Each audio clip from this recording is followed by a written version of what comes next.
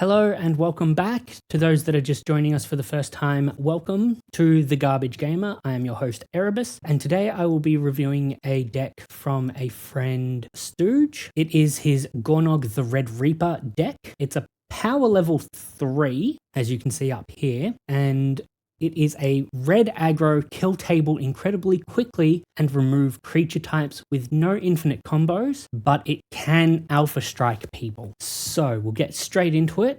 First up, we have Gornog the Red Reaper, his commander. It is a 2/3 for 3 with haste. Cowards can't block warriors. Whenever one or more warriors you control attack a player, target creature that player controls becomes a coward, and attacking warriors you control get +X+O, where X is the number of cowards your opponents control. So we'll start with the Anthem effects, which is Bloodmark Mentor. Red creatures you control have first strike. Very nice. Lavisa Cold Eyes. Barbarians, warriors, and berserkers get +2/+2 and have haste, so that is also quite good. And Shared Animosity. Whenever a creature you control attacks, it gets +1/+0 until end of turn for each other attacking creature that shares a creature type with it. He has the untagged artifact, Banner of Kinship, which would also go under Anthems. As this artifact enters, choose a creature type. This artifact enters with a fellowship counter on it for each creature you control of the chosen type. Based on what I am seeing so far, I would say it is warriors, because it does look like warrior tribal as well. Creatures you control of the chosen type get +1/+1 for each fellowship counter on this artifact. Ash Zealot is a 2/2 first strike haste. Whenever a player casts a spell from a graveyard, Ash Zealot deals 3 damage to that player. Very good for preventing recursion or Muldrotha of the Gravetide decks, which is fantastic. We then have Fireblade Charger. As long as it's equipped, it has haste. I'm not seeing a ton of equipment. There's a couple, but I don't think it really matters. When it dies, it deals damage equal to its power to any target. So really good with Banner of Kinship. Perforous God of the Forge. This is just a very good mono red card, especially if you're throwing creatures out constantly. This is a good backup win con. Sardian Avenger, first strike trample. Whenever it attacks, it gets +X+O until end of turn, where X is the number of artifacts your opponents control. Whenever an artifact an opponent controls is put into a graveyard from the battlefield, it deals 1 damage to that player. Really good against treasure decks, even decks that just use treasures incidentally. Star Athlete. Menace. Whenever a Star Athlete attacks, choose up to 1 target non-land permanent. Its controller may sacrifice it. If they don't, Star Athlete deals 5 damage to that player. So really good for targeting the important combo piece that you can see is coming and dealing a bit of damage if they hold on to it. And that could be the decider between them losing or winning, that extra 5 damage. Jaxus the Troublemaker is a 4-cost 2/3, pay red, tap, discard a card. Create a token that's a copy of another target creature you control. It gains haste, and when this creature dies, draw a card, sacrifice it at the beginning of the next end step. Activate only as a sorcery, and has Blitz for 2. So that is really good, especially with something like Star Athlete, where you can effectively target the same thing, and they're going to either take 10 or lose it and still take 5. Next, we have Molten Echoes. As it enters, choose a creature type. Whenever a non-token creature of the chosen type enters the battlefield under your control, create a token that's a copy of that creature. That token gains haste, exile it at the beginning of the next end step.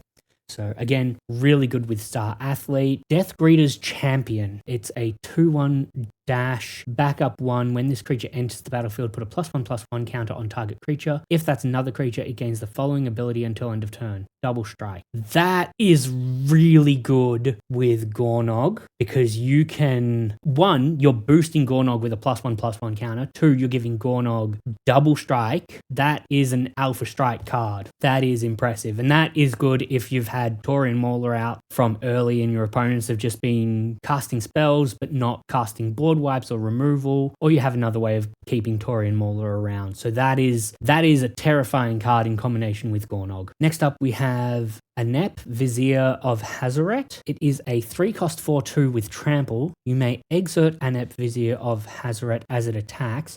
When you do, exile the top 2 cards of your library. Until the end of your next turn, you may play those cards. That's an impulse draw that Red has gotten very used to, and I really like that a lot. I really like impulse draw as Red's draw engine. Earthshaker Kenra. When it enters, target creature with power less than or equal to Earthshaker Kenra's power can't block this turn. and it has Eternalize. So once it does die, because it is a 2/1, so it's going to die very quickly. But once it does die, you can bring it back as a 4/4. And if your opponents only have one creature, prevent them from blocking and then swing either with a 4/4 Earthshaker Kenra or Gornog. Exuberant Fuseling. Trample gets +1/+0 for each oil counter on it when it enters the battlefield, and whenever another creature or artifact you control is put into a graveyard from the battlefield, put an oil counter on Exuberant Fuseling. I'm doing a quick glance. I'm not seeing a lot of treasure generators, but I guess I can see a few important artifacts that you want to keep around. So even just having him early, I mean, turn 1, having a 1/1 with trample is fine. And if you can then hold on to him until you get Banner of Kinship out with a few counters on it, you're going to be swinging with a lot with him. So I think that's fine. I think that's a good early game card. Most of this is, because it's an aggro deck, it is very low cost. Then have Evora, Insatiable Air, a Vampire Warrior. As I said, this is looking to be a warrior tribal deck to really capitalize on Gornog's ability. Trample, when it enters and whenever it deals combat damage to a player, create a blood token. Whenever you discard a card, put a +1/+1 counter on Evora. So again, that works with the earlier red draws like Faithless Looting that we can see over here. Also with Jaxus the Troublemaker. So that's pretty good. You're gonna get that up. Again, another trample that you can get out early, and it starts small, but it's going to become a bigger threat the longer the game goes on. Next up, we have Rada's Firebrand. Whenever Rada's Firebrand attacks, target creature defending player controls with power less than Rada's power can't block this turn. Domain gets +2/+2 until end of turn. This ability costs 1 less to activate for each basic land type among lands you control. Activate only once each turn. So theoretically, this could be dropped down just from opponents. Stormtide Leviathan turns all lands into islands as well, although Rada Firebrand can't attack while Stormtide Leviathan's on the battlefield. Yavimaya, Cradle of Growth, and Urborg, Tomb of Yawgmoth see a lot of play in green and black decks, and if you're up against a green-black deck, then you're probably going to see both of them. So I think that is perfectly fine. You can easily get that down to 2 or 3, so I think that's perfectly fine.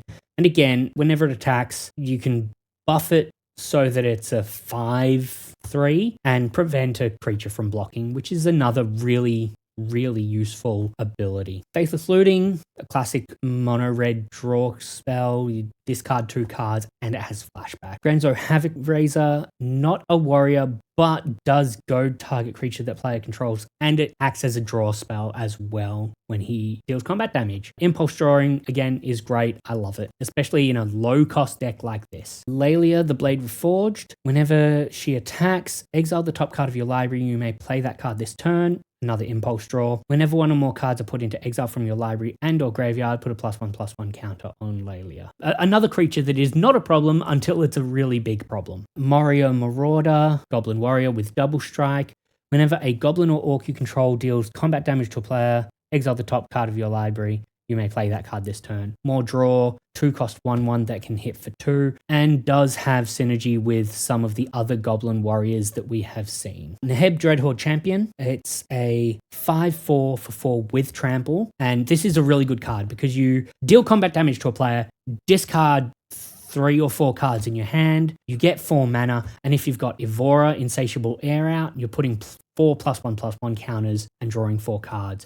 I think that's a really good addition to this deck because you don't really care about keeping cards in hand. You just want to get as many creatures out as you can, as quickly as you can. Thrill of the Possibility, another discard, draw 2 cards. There's also the treasure generating ones, which could be really good. Unexpected Windfall, Big Score, Pirate's Pillage, Seize the Spoils. Those are all discard, draw 2, and you also get treasure. So they are more expensive. Unexpected Windfall and Big Score cost and Pirate's Pillage costs 4 mana, Seize the Spoils costs 3 mana, and you only get 1 treasure from Seize the Spoils, but you do get 2 treasures from Pirate's Pillage, Unexpected Windfall, and Big Score. And those treasure tokens will also help with Exuberant Fuseling. Next up, we have Goma Farted Vanguard. Whenever it attacks, target creature an opponent controls with power less than or equal to the number of warriors you control can't block this turn. So that is quite good, especially if you can get more than 1 out with Jaxus. And if you have Molten Echoes out as well, then you are going to be in quite a good position to swing for a lot, really. Kargan Intimidator. Cowards can't block warriors. Same effect as Gornog the Red Reaper. Pay 1, choose one that hasn't been chosen this turn. Kargan Intimidator gets +1/+1, so it becomes a 4/2. Target creature becomes a coward until end of turn. Target warrior gains trample until end of turn. So that is another really good effect, especially if you double up on Gornog's ability, make something a coward. It buffs Gornog and other warriors, including himself. So I think that's a great fit for this deck. Combat Celebrant. If it hasn't been exerted this turn, you may exert it as it attacks. When you do, untap all other creatures you control. And after this phase, there is an additional combat phase. So extra combats are always really strong. I'm not a huge fan of Combat Celebrant, purely because you don't get to untap it. Great Train Heist. I think this is a fantastic card. I love it. You get an extra combat. Creatures you control get +1/+0, and first strike. You get a bunch of treasures if you go all in on the full card. Karlach, Fury of Avernus. Whenever you attack, if it's the first combat phase of the turn, you get an extra combat. Love Karlach. She is a fantastic card. Bulk Up. Double target creature's power until end of turn with flashback. That is a very interesting card. That plus Deathgreater's Champion. Those two together, I mean, if you dash out Deathgreater's Champion, give Gornog a +1/+1 counter and double strike, swing, and then cast Bulk Up, I mean, he becomes a 6/3 or a 6/4, but hitting for 12 in one turn, your opponents are on a clock. And you've got the flashback ability, so if it's late in the game, you can just swing with Gornog after dashing out Deathgreater's Champion. That's if it's late in the game and you're able to double cast this in a single turn because it's an instant. 3 becomes 6, becomes 12, double strike. Someone's dead. That's an alpha strike. 34 lands, Castle Embereth. Creatures you control get +1/+0 until end of turn. Gear 2 Encampment becomes a 2/1 red warrior creature with first strike. That's still a land. Fine Rock Knoll is the hideaway land, and War Room, a fantastic draw land in monocolored decks, even some two-color decks that have life gain. Path of Ancestry, being able to cast warriors, and Scry 1 to, again, late game, filter out the extra lands that you no longer need, because you're looking at 2.7 average mana value, and that is dragged up by Blasphemous Act. So yeah, you're looking at about 5 lands before you're casting 2 spells a turn on average. In some cases, even just 3 for a lot of these. So once you get to 4 lands, you're probably going to start filtering out those extra lands to the bottom. Morog, Fury of Akum. I think this is fantastic. However, I would suggest running fetch lands purely for his ability, because if you draw him and you have a fetch land in hand, you are just going to destroy someone. And he's a Minotaur warrior, same as Gornog, so it's a warrior tribal deck. Next up, we have the Proliferate. Whenever Cacophony Scamp deals combat damage to a player, you may sacrifice it. If you do Proliferate, when it dies, it deals damage equal to its power to any target. Again, there's enough buffs in here that this can become a threat, and proliferating +1/+1 counters on Gornog is going to be very good, especially if this is the one that you give double strike to, or if they both have double strike and are able to deal combat damage to a player. I mean, even if he's just a 3/4 with 1/+1/+1 counter and double strike, that second hit making him a 4/5 once this dies is quite disgusting. We then have Protection, Commander's Plate, absolute staple in mono-color decks as protection for your commanders. This card theoretically should never have been printed. Deflecting Swat, this card is insane. This card is another one that is just really good if you control your commander, choose new targets. Prevents Gornog getting removed by targeted removal. Dolmen Gate. Now, this card is an interesting choice. I think it's fantastic. Prevent all combat damage that would be dealt to attacking creatures you control. That means you can swing in and you don't care about losing creatures. You only care if your opponents have enough to crack back with. And if you're playing Gornog and it's an aggro deck that alpha strike someone really early with Deathgreater's Champion, dash, bulk up, any number of other buffs that you are getting, then you're not too worried about the crackback if you are able to swing in and just delete someone. If someone else is the bigger threat, you don't care about the crackback. You just swing with Dolmen Gate. You're either going to take out a bunch of their creatures or you're going to kill someone. Return the favor. Copy target instant spell, sorcery spell, activated ability, or triggered ability. You may choose new targets for the copy and change the target of target spell or ability with a single target. I really like this. This is another card that I think is just a lot of fun and very cool. And Swiftfoot Boots giving hexproof and haste. Gornog already has haste, but there's a few creatures in here that don't have haste, and they will really like the protection with the hexproof, although I do imagine that the hexproof is going to work best on Gornog, especially in combination with Commander's Blade. That's a good combo, of course, especially in mono red. Chaos Terminator Lord of Chaos. At the beginning of combat on your turn, another target creature you control gains double strike until end of turn. Again, just another double strike enabler for Gornog. Goblin Bushwhacker. When Goblin Bushwhacker enters the battlefield, if it was kicked, creatures you control get +1/+0 and gain haste until end of turn. So it's a 2-mana Goblin Warrior that buffs everything. Even if just for a turn, sometimes that's all you need. Goblin War Driver. Battle Cry. When it attacks, each other attacking creature gets +1/+0. Combine that with Molten Echoes, Jaxus the Troublemaker. Theoretically, late game, you're swinging and everything gets +3/+0, making Gornog a 5/3. And then the Goblin War Drivers themselves are going to be getting +2/+0 each. Obsidian Battle Axe.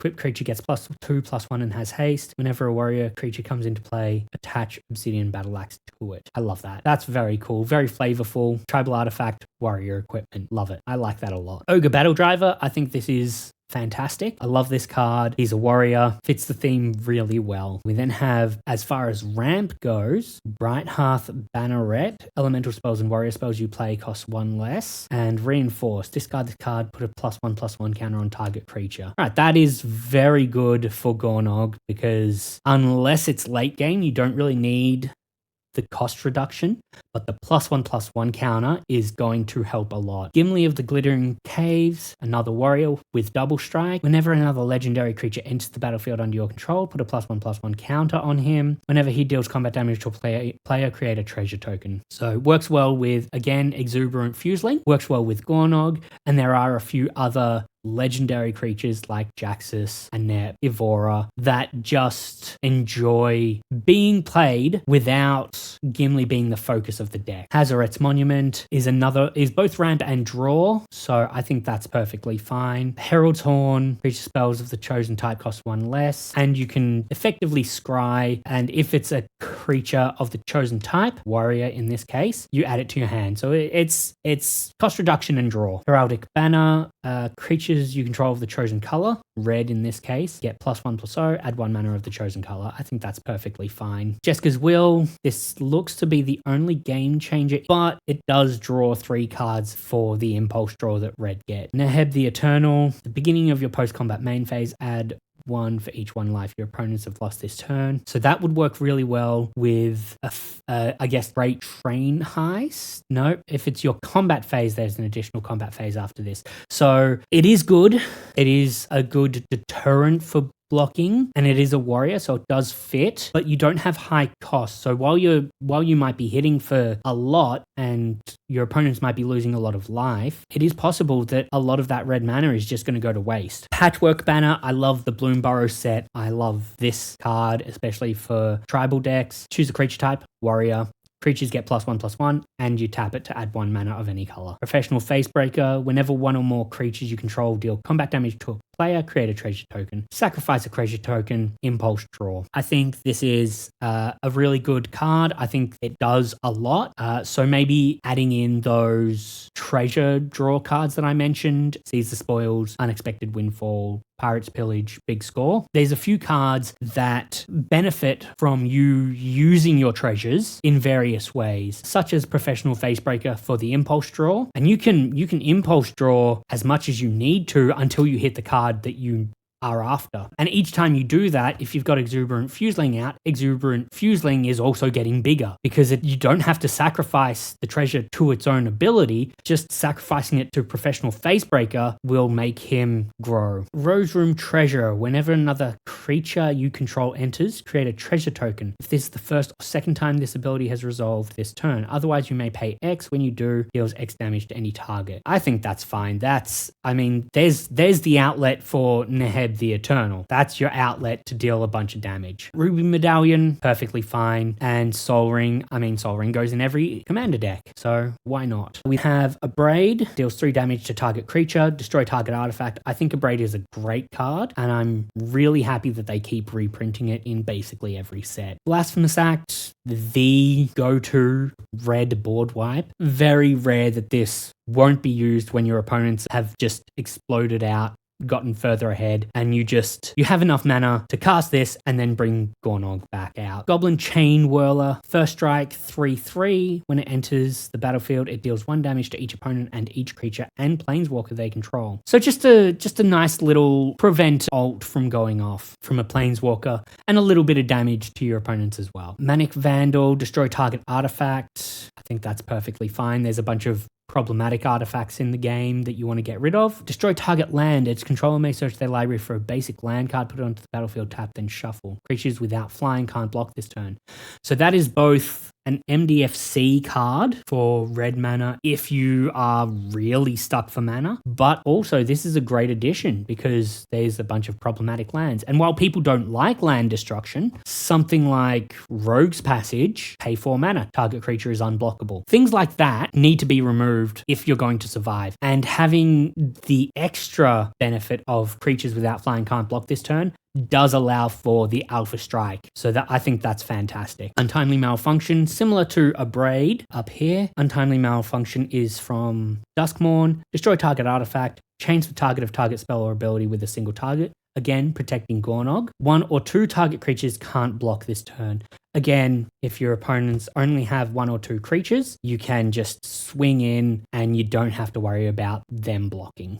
We then have Vandal Blast, destroy all artifacts you don't control. Not quite a board wipe, but not quite not a board wipe. It removes problematic artifacts and artifact creatures, which there are numerous artifact creatures that you will want to get rid of with this. Waldaran Thrillseeker, backup 2. When it enters the battlefield, put 2/1/1 counters on target creature. If it's another creature, it gains the following ability. Pay 1, sacrifice this creature. It deals damage equal to its power to any target. That feels like it goes really well with Cacophony Scamp, because if Cacophony Scamp is buffed enough and you put 2/1/1 counters on it, you can theoretically hit someone for 6. Banner of Kinship, you're looking at maybe 7 counters on Banner of Kinship if you've done really well with draw. So theoretically, you could hit someone for 7, 8 with Cacophony Scamp, swing in with Cacophony Scamp, and then sacrifice it to deal 7 damage to someone, and then use its ability to deal 7 damage to someone. So you're looking at 21 damage to an opponent if it's got +6/+0. I mean, if it's more than that, you could theoretically deal even more. So that is definitely a problem card. If your opponents let that combo go off, then God help them, because they'll be taking a lot. And then next up we have Yavimaya Steel Crusher. Enlist. As this creature attacks, you may tap a non-attacking creature you control without summoning sickness. When you do, add its power to this creature's until end of turn, and you can sacrifice it to destroy target artifact. It's fine. It's not the best artifact removal. It's not the best power card. It's a 2/2 for 2. I think it's just fine. It's a warrior, so it fits the theme. And then Zealous Conscripts. When it enters, gain control of target permanent until end of turn. Untap that permanent, it gains haste. And finally, we have Rosnacht, Heir of Rogar. Battle Cry. Whenever it attacks, each other attacking creature gets +1/+0. Whenever you cast a spell that targets Rosnacht, create a 0/1 red kobold creature token named Kobolds of Kirkeep. So a bunch of these are perfectly fine. I am happy that I'm not seeing Kiki Jiki in the maybe board here, which we're not going to discuss the maybe board, but Kiki Jiki plus Zealous Conscripts is an infinite combo. So Jeska's Will is the only game changer in here, and I think that's the only one you need. Theoretically, this even without Jeska's Will, this would be a power 3 deck. It's aggro. It can be slowed down if someone else rams, plays board wipe after board wipe. But theoretically, if someone keeps board wiping you and you know that they have more and more board wipes that they can play, you're probably just going to try and alpha strike them before they can stabilize to board wipe twice in a row. As I mentioned earlier, Rogue's Passage would be a very good land for you. Even just taking out one mountain for Rogue's Passage, you make Gornog unblockable until end of turn. Every turn, so you can just swing in. You don't have to worry about losing him if you don't have Dolmen Gate out. You don't have to worry about him being blocked by anything. You can just swing in with him, and he is going to make something a coward, and then he will get stronger because he'll be a 3/3, then a 4/3, then a 5/3, and just continuously hit your opponents. So I think overall this deck is quite good, but I think there's a few small changes we can make. So we're going to open up Scryfall. We'll go Advanced Search. So we know the commander is red. So we're just going to have a look. Ogre Battle Driver. There's the Enduring Cycle. Enduring Courage. So while it's not a warrior, it does give Ogre Battle Drivers effects. But when it dies, it returns as an enchantment. And I think that is really strong and worth considering. You start with a 4-cost 3/3, same as Ogre Battle Driver, but after a board wipe, you are still getting the effect unless someone removes it with exile, or if someone decides to target removal on it as an enchantment after it's already died once. So it's effectively eating 2 pieces of removal. There's also, if we have a look, I think something like Herald's Horn is fine. I think Neheb the Eternal could possibly come out. Let's just have a look. We don't need Enduring anymore. We can just have a look at mono red warriors that are legal in Commander. And we search. Now there's going to be a lot. Realistically, we only want the strong ones. Ash Zealot is one which you've already got. So rather than looking through all of these cards that, you know, we get down to the bottom and we're only at C of warriors, let's have a look at Double Strike Warriors. Okay, so there's the Start Your Engines and Max Speed. Now these cards are only good if you are running a Start Your Engines deck, because it takes 3 turns to get to max speed. Death Greeter's Champion is in the deck and absolutely insane. I think Gimli is perfectly fine. He can get out of control pretty quick. Lightning Runner, you get 2 energy, and if you attack enough times with it, you can pay 8 energy to get an extra combat. We then have Markov Blade Master. Double Strike, when it deals combat damage to a player, put a +1/+1 counter on it. Swashbuckler Extraordinaire. Dragon Rogue Warrior, when it enters the battlefield, create a treasure token. Whenever you attack, you may sacrifice 1 or more treasures. When you do, up to that many target creatures gain double strike until end of turn. So that is a very good card. I would suggest adding that in, as well as the pirate themed treasure draw cards. We have Two-Headed Giant. Whenever it attacks, flip 2 coins. We don't want to leave it up to chance, because if both come up heads, it gets double strike. If both come up tails, it gains menace. But if you're not manipulating the coin flips and it comes up 1 heads, 1 tails, then you get nothing. It's just a 4/4 warrior. And I would suggest Wrecking Ogre as well. Blood Rush is a very strong ability, and again,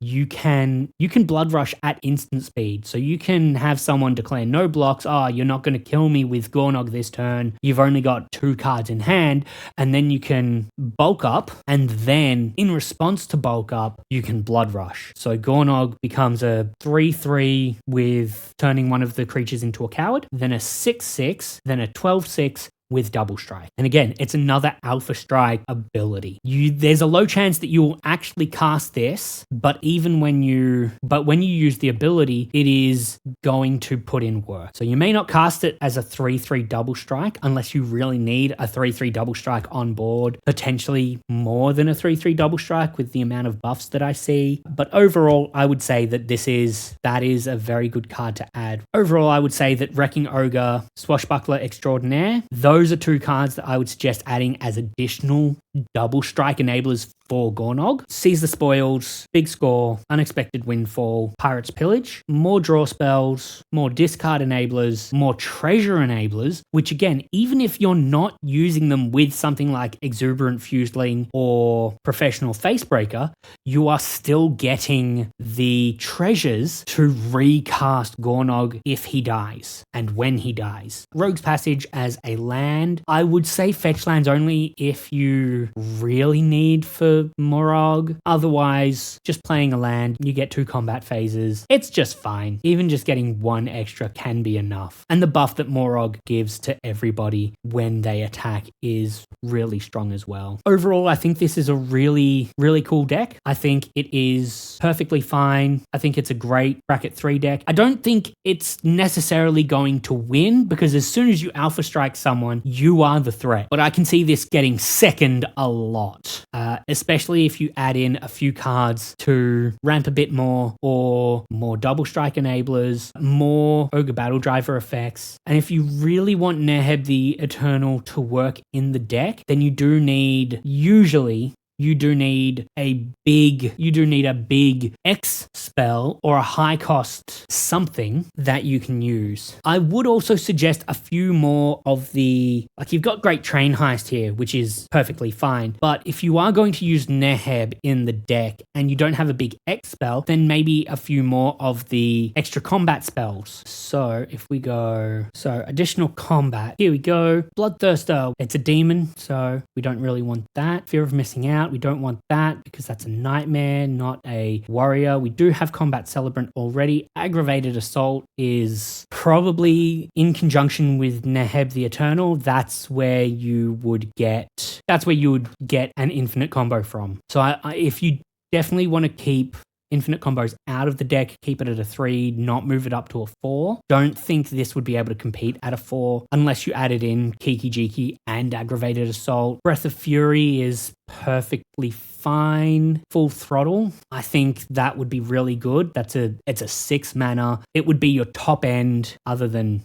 Blasphemous Act. So you've got 1 other 6 mana spell and it's Morog. So getting 2 from Full Throttle would be fantastic. Fury of the Horde, you may exile 2 red cards from your hand rather than pay its mana cost. You get an additional combat. Great Train Heist is already in there. Hellkite Charger, again, with Neheb the Eternal, that would be an infinite combo. So probably not. But again, if you decide to increase the power of the deck, then Hellkite Charger, Aggravated Assault, Kiki Jiki, Mirror Breaker, get those infinite combos running. I really like Hexplate Wallbreaker. I think that's a really cool card. Got Karlach. Lightning Runner would only be good if you had more energy generators, and I wouldn't want to change the deck so much that you become focused on energy more than, say, treasures. Savage Beating, I think, is a fantastic card. I think creatures you control gain double strike until end of turn and you get an extra combat phase.